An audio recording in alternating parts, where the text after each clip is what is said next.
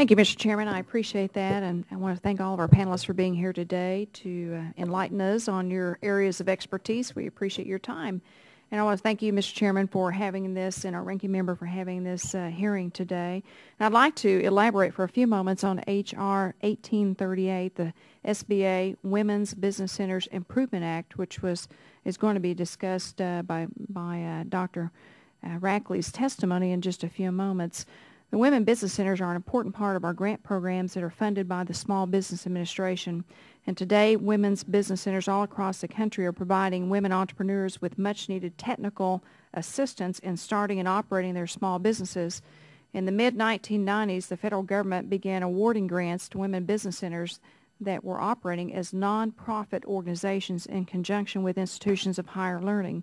Originally, these grants were intended to be awarded to small business centers in their first 5 years, with the understanding that after the 5-year period had ended, the center would be financially self-sustaining. Although many of the women's business centers did meet this goal, some actually have not, and for a variety of reasons.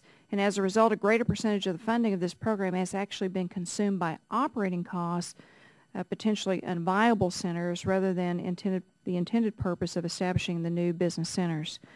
The result is a drag on the system and viable business centers that are not truly serving an unmet need in their communities, and this jeopardizes the effectiveness and the viability of the entire program.